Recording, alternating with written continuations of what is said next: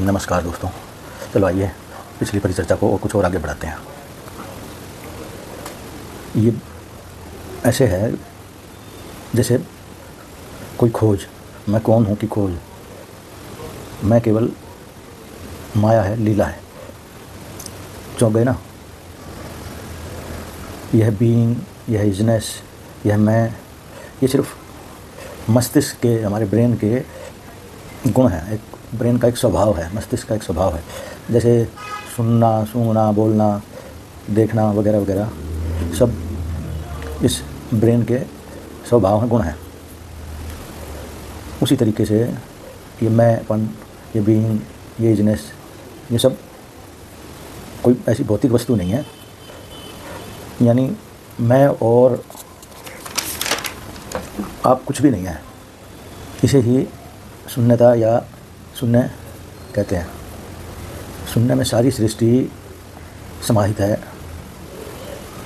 इसमें उधार के ज्ञान से और उस तथाकथित ज्ञान से उपजे पूर्वाग्रह जो हमने पाल रखे हैं, वो बहुत बड़ी रुकावट होते हैं। दूसरों से उधार में लिए ज्ञान, किसी कृष्ण के, किसी बुद्ध के, किसी महावीर के, उनके चश्मे से अगर आप देखेंगे और निर्णय लेंगे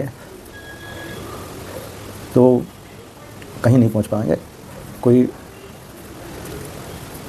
महासौभाग्य जागृत नहीं होगा। इसलिए कोशिश करो, बार बार करो। ये नेति नेति इति, यह जो ध्यान है, यह भी नहीं मैं, यह भी नहीं मैं, अंदर में खोजते खोजते कि मैं कौन हूँ, ध्यान और चिंतन से अपने अंतर में खोजते रहें। और पक्के तौर पर कहता हूँ कि आप ज़रूर पाएंगे। आप ऐसे हैं, आप जानेंगे, आप ऐसे हैं जैसे महासागर, सागर में बूंद। उसी तरीके से आप भी अस्तित्व में एक अणु हैं, एक लीला है।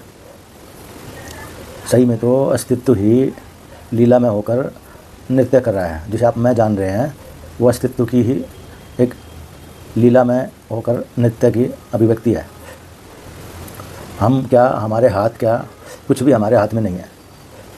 कुछ है जो हमारे सिर पर, हमारे सिर में, हमारे अंतर में सवार होकर प्रतिक्रिया स्वरूप ऐसी प्रतिक्रियाएं करा रहा है जो हम कार्यशील हो रहे हैं। सब कुछ अस्तित्व के हाथों चल रहा है। तो अंत में दोस्तों,